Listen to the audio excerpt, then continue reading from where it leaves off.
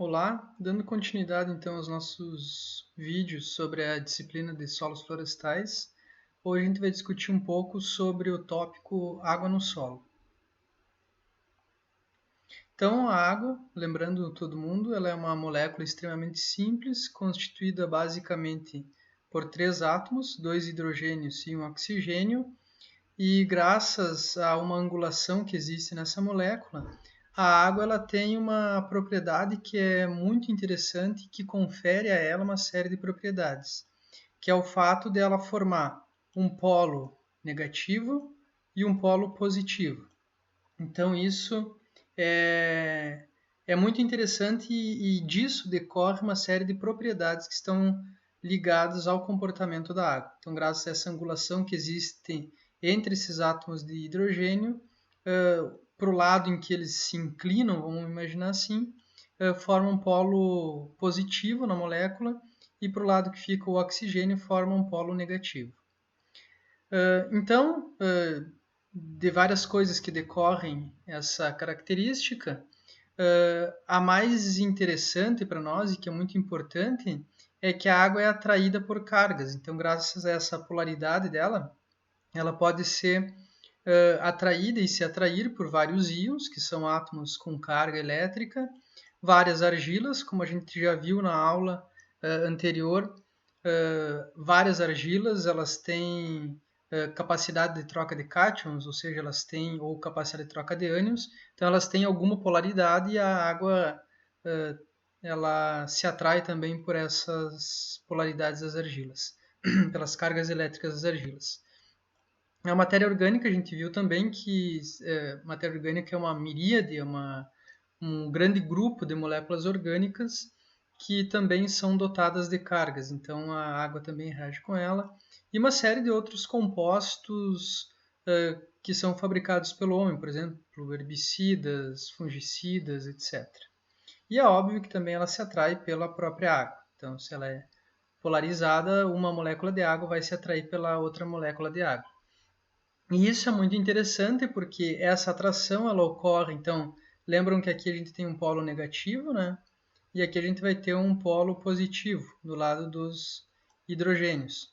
Então, eles vão se atrair e eles formam essas pontes.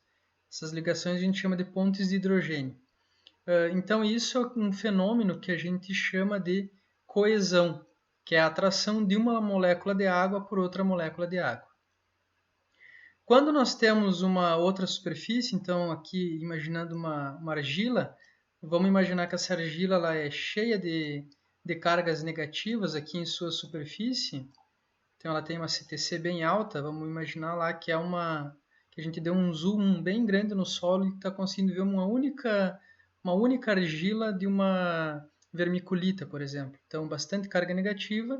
Então, aqui a gente vê que todos os hidrogênios dessas moléculas de água, eles estão, eles estão voltados para essa argila.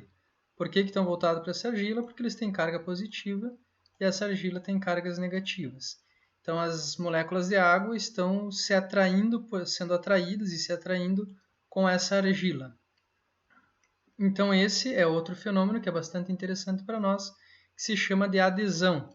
Então, adesão é quando uma molécula de água ela é atraída por outras superfícies diferentes da água. Então, qualquer outra superfície, não necessariamente uma argila. Então, esse é o fenômeno de adesão. E esses fenômenos, tanto a adesão como a coesão, elas acontecem juntas no solo. Elas estão acontecendo a todo tempo e ao mesmo tempo. Então, aqui nós temos, daria para fazer uma divisão aqui e imaginar que daqui para a direita acontece o fenômeno de adesão e daqui para a esquerda predomina o fenômeno de coesão. Então aqui nós temos uma superfície da partícula, as moléculas de água aderidas à superfície, então aqui é a região onde está acontecendo a adesão, que é a atração dessas moléculas de água pela superfície de uma partícula sólida, aqui no caso uma partícula de solo, por exemplo, uma argila. E aí, no corpo da água, isso aqui seria a solução do solo, né? Então, imaginem que isso aqui a gente está no meio da solução do solo, que a gente já viu também o que é. Então, aqui na solução do solo vão predominar os fenômenos de coesão. Aqui tem 2 vídeos que eu deixei lá no Moodle linkado, eu peço para que vocês assistam, para entender como que ocorre a tensão superficial e como que a partir da tensão superficial existe a formação de meniscos. Então, são 2 vídeos bem interessantes para entender um pouco do comportamento da água que decorre dos fenômenos de adesão e de coesão. Não vou passar aqui nesse vídeo o comentário desses vídeos aqui, que eu linkei, porque senão vai estender demais o vídeo. Mas quando a gente retomar as aulas, a gente discute direitinho cada um desses vídeos aqui. Mas eu peço para que vocês olhem, porque eles são narrados, então eles são bem autoexplicativos também, vocês vão entender. Tem outro vídeo que é como a capilaridade funciona, então também é bem interessante. A capilaridade é um outro fenômeno que ele é responsável pelo movimento de água no solo, não por todo o movimento, mas por parte do movimento de água no solo ocorre por capilaridade. Então, a capilaridade está basicamente ligada à espessura de tubos, então a gente entende todos aqueles espaços porosos que existem no solo, a gente entende como se fossem pequenos tubos, pequenos caninhos que se formam entre uma partícula e outra do solo. É óbvio que eles têm que ter uma continuidade para que isso aconteça. E aí existe uma equação bastante simples que relaciona a altura que uma coluna de água, por exemplo, pode chegar, com o raio desses tubos. Então, aqui a gente fazendo uma relação, onde nós temos aqui na esquerda a altura da coluna de água, e aqui na parte de baixo, no seu eixo X, o raio do tubo. Então, aqui a gente vê que quanto menor for a espessura do tubo, quanto mais estreito for o tubo, maior é a capacidade de se elevar essa coluna de água. Quando nós temos tubos bem fininhos, bem estreitos, a coluna de água pode se elevar bastante, e quando nós temos tubos mais largos, a coluna de água vai ficar muito mais baixa. Então, isso está mostrado nessa equação aqui. A gente transferindo, então, essa lógica para o solo, a gente já viu o que é a textura do solo. Então, se nós temos um solo, por exemplo, de textura mais grosseira, por exemplo, uma areia, um solo bem arenoso, com areia grossa, imagine uma areia de praia praticamente. O que acontece? Esses tubos que se formam entre uma areia e outra, eles são mais parecidos com esse tubo aqui. Ó. Então, são tubos largos. Consequentemente, a altura que uma coluna de água vai conseguir subir em um solo arenoso, ou o movimento dessa água, vai ser limitado pelo tamanho dos tubos ou dos poros que são formados por esse tamanho de partícula. Então, são poros tão grandes que essa coluna de água não consegue subir ou o movimento acaba sendo limitado. Por outro lado, quando nós temos um solo de uma textura mais fina, como por exemplo uma areia fina ou até uma silt ou argila, esse diâmetro de poros ele vai ser menor. Então é como se nós estivéssemos comparando com um tubo desse tamanho. Consequentemente, a altura que essa coluna de água pode subir vai ser maior, ou o movimento vai ser mais desenvolvido, a gente vai ter um maior movimento da água em função da capilaridade. E aqui nesse gráfico da direita nós podemos ver o tempo em dias no eixo X e a ascensão capilar, ou seja, quanto que uma coluna de água pode atingir em função da textura de cada solo. Vamos comparar dois aqui, então, um solo de textura arenosa com um solo de textura franco-argilosa, ou seja, um solo mais argiloso contra um solo arenoso. O que acontece? Em um solo arenoso, essa subida é muito rápida, porque ela não encontra maiores resistências nessa porosidade, tem menos tortuosidade de poros, os poros são maiores, então essa ascensão ela ocorre mais rápido, se comparado com essa outra curva aqui. Ela acontece mais rápido, mas logo ela estabiliza e ela não passa aqui, não chega aos 40 centímetros de altura e ela estabiliza ao longo do tempo. Nessa outra do solo mais argiloso, essa subida ela vai ser mais lenta, porém, ela em cerca de 2 dias e meio, ela já supera a ascensão capilar do solo arenoso e vai subindo, subindo, subindo e vai ficar essa ascensão ela vai perdurar por muito mais tempo e vai atingir uma altura muito maior. Ou seja, o movimento vai ser mais lento no solo argiloso, no entanto, ele vai ser um movimento maior, a ascensão capilar vai ser maior. Aqui uma relação que eu fiz usando aquela equação que nós vimos no slide anterior, que relaciona a altura da coluna de água com o raio do tubo. Então aqui se nós convertermos, pegarmos, por exemplo, um raio, então um tubo com raio 2 micrômetros, que é o que está aqui, e a gente fizer essa conta, nós vamos ter uma ascensão capilar, uma coluna d'água de cerca de 7,5 metros, que é essa altura aqui. E quando nós temos um poro de 30 micrômetros, nós vamos ter o equivalente a 0,5 metros. Então é essa ascensão aqui. Então aqueles, eu desenhei eles em proporção. Então isso aqui seria 2 micrômetros e isso aqui seria 30 micrômetros. Isso aqui seria equivalente a 7,5 metros e aqui nós temos o equivalente a 0,5 metros. Então, só para mostrar para vocês, por cálculo e por um desenho, por um esquema, qual a diferença de movimentação e de ascensão capilar que é possível simplesmente variando o tamanho dos tubos. Aqui um exemplo de capilaridade no solo, retirado lá do nosso livro, do Elementos da Natureza e Propriedades do Solo.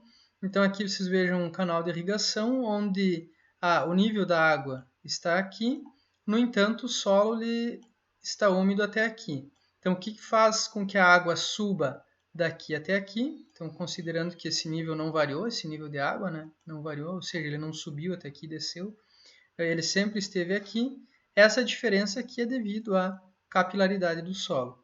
E lembrando que esse movimento a gente fala muito em ascensão capilar, mas ele também ocorre para os lados. Então aqui está o canal de irrigação e a gente vê que a água, o solo está úmido até uma certa distância a partir da borda desse canal, em função do movimento capilar. Então o movimento capilar ele é tridimensional, ele é ascensão, mas ele vai para todos os lados, ele anda lá. A água ela se movimenta lateralmente para todos os lados, para baixo, para cima, contra a gravidade, enfim. Então não é só ascensão, ele é um movimento capilar. Aqui nós temos alguns... parece uma equação muito complicada, mas na verdade ela informa como que se dá a energia da água no solo. Então se nós pegarmos a energia total da água no solo, é possível decompor a energia com que a água está no solo em vários potenciais. Então, o potencial total da água no solo ela vai ser uma soma do potencial gravitacional, potencial matricial, potencial osmótico, potencial hidrostático. Então, o potencial gravitacional, basicamente, ele é o produto, então, que tem a definição, o produto da aceleração decorrente da gravidade e da altura da água no solo acima de um plano de referência. Então, ele sempre depende de um plano de referência e ele é o potencial que obedece à lei da gravidade, ou seja, a massa vezes a aceleração da gravidade vai dar o potencial gravitacional da água. O potencial matricial, então, é aquela atração que ocorre entre a água e a matriz do solo, e ele ocorre sempre em solo não saturado. Então, quando a gente tem um solo saturado, esse potencial ele vai tender a zero potencial matricial, ele perde importância no potencial total. O potencial osmótico ele é quando nós temos uma presença importante de solutos na solução do solo. Então, quando é um solo muito salino, esse potencial osmótico ele pode ser importante. não é a realidade para a maioria dos nossos solos aqui no Rio Grande do Sul, ou mesmo no sul do Brasil, ou em boa parte do Brasil. Mas em alguns locais esse potencial osmótico ele é importante. E o potencial hidrostático ele ocorre apenas em zonas saturadas, então abaixo do lençol freático. Então isso é quando nós temos, a gente pode imaginar no solo alagado. Então o movimento da água, quando ele acontece desde o solo, passando pelos tecidos da planta e até a atmosfera, ele obedece a uma série de potenciais. Então nós temos aqui dois potenciais que a gente chama de capacidade de campo, que é o que está aqui, e aqui do outro lado nós temos o ponto de murcha permanente. Então a lógica entre eles é a mesma, a gente vai ver a definição de cada um a seguir. Vamos dar uma olhada, o que nos interessa no momento é essa diferença vertical entre eles. Então vamos olhar essa coluna aqui, essa aqui por enquanto a gente esquece, pode olhar ela de novo depois. Então aqui nós temos uma sequência: solo, raízes, xilema, folha, atmosfera. Então tudo na natureza, vocês lembram lá da física, tudo tende a andar do maior potencial para o menor potencial. E aqui acontece exatamente a mesma coisa. Então o que explica que a água, então até onde se sabe, as plantas não têm motorzinho com uma bomba de sucção para puxar a água do solo e levar até as folhas. Então como que isso acontece? Então, o mecanismo que faz com que a água seja absorvida pelas raízes, suba pelo xilema, passe por todos os tecidos, chegue na folha e saia para a atmosfera, então esse movimento ele é explicado por essa diferença de potencial aqui. Então, vamos imaginar que lá no solo, o potencial da água no solo seja de menos 0,03 megapascais. Então, ela vai se movimentar do maior potencial para um menor potencial. Então, ela vai passar do solo, vai ser transferida pelas raízes até o xilema. Por quê? Porque no xilema nós temos um potencial de 0,07, ou seja, um potencial menor. Vejam que a gente está falando de sinal negativo. Então, por isso que ele vai de um maior potencial para um menor potencial. Do xilema, ela só vai se movimentar para algum lugar que o potencial seja menor do que ela. Então, ela vai voltar para as raízes? Não, ela vai para um lugar de menor potencial, que nesse caso é a folha. Então, potencial menos 1. E assim por diante até chegar à atmosfera. Então, esse movimento ele ocorre naturalmente, ou seja, não é preciso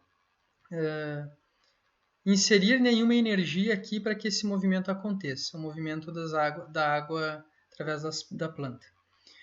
Aqui nós temos algumas curvas de retenção de água, em que é uma curva que ela relaciona o potencial de água no solo pelo volume de água nesse solo. Então, quanto mais negativo for o potencial, menos água tem disponível. E aqui a gente vê a comparação de curvas em um solo de textura arenosa, um solo mais siltoso e um solo argiloso. E também nas linhas cheias nós temos um solo bem agregado, comparando com um solo mal agregado.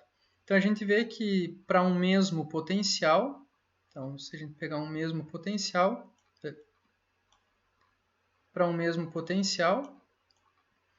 nós temos sempre o solo de textura arenosa, ele vai conter menos água do que um solo de textura mais argilosa. Então, aqui tem a explicação por que um solo argiloso ele sempre vai ter mais água do que um solo de textura arenosa ao mesmo potencial. E aqui uma figura bastante interessante, onde ela relaciona o volume dos poros em função da compactação, de 3 graus de compactação em um solo. A diferença dessa parte da esquerda para a parte da direita é simplesmente a textura. Então vamos entender bem um, que a gente acaba entendendo o outro também. Aqui nós temos também três estados de compactação, representados pela densidade do solo, e aqui nessas flechinhas elas representam o teor de água no solo. Então, o que acontece? E aqui tem os diâmetros de poros. Então, aqui são essa parte mais clara são poros maiores, essa parte mais escura são poros intermediários, e aqui nós temos poros, esse petit pois aqui, são poros menores, são poros menores que 0,2 micrômetros. Então, o que acontece quando nós passamos de um estado de compactação menor para um estado de compactação maior?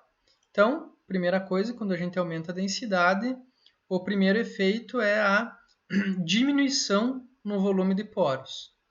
Então, vocês conseguem ver que essa barra ela diminuiu. Então, considerando só o tamanho da barra, ela diminui. Então, quando ocorre o adensamento ou a compactação de um solo, ocorre uma diminuição no volume dos poros. Junto a essa, e consequentemente, esses poros aqui, eles são os locais onde a água vai ficar armazenada no solo. Então, com essa redução do número de poros, ao mesmo tempo também acontece uma redução dos poros de maior tamanho, que são aqueles responsáveis pela drenagem da água e pelas trocas gasosas. Então, vejam a diminuição muito grande dos macroporos em detrimento de um crescimento, então, dos microporos e também dos poros de tamanho intermediário. Então vejam, qual é o impacto? Primeiro, a gente perde porosidade, então perde lugar para armazenar a água no solo. E por outro lado, a gente diminui o tamanho dos poros, então a gente converte poros grandes em poros pequenos. Isso aqui pode ter um efeito bastante deletério, um efeito muito ruim sobre a respiração das raízes, do sistema radicular. Então, lembrando que as raízes elas são um tecido que, para a maioria das plantas, ela precisa estar em um ambiente com oxigênio. Então, é preciso que ocorra uma troca gasosa. Tem que sair o gás carbônico do solo e entrar oxigênio para que as raízes possam crescer adequadamente. Então, aqui pode ter um problema quando a gente tem essa conversão muito radical desses poros, de falta de troca gasosa, que se reflete em falta de oxigênio para as raízes. Então, isso aqui pode ter um problema que a gente chama de aeração. Então, pode faltar aeração para o sistema radicular. Então, aqui a gente consegue ver, basicamente, enxergar dois problemas do adensamento. Diminuição do espaço poroso e conversão de macroporos para microporos, afetando a aeração do solo. Então, aqui mostrando como a compactação diminui a porosidade total e que, em função da compactação, o espaço ocupado pela água aumenta, ficando próximo no solo mais argiloso, muito próximo da saturação. Então, isso vai causar esses problemas que eu acabei de comentar, que são relacionados à aeração do solo. Bom, vou encerrar esse vídeo por aqui e a gente segue no próximo vídeo.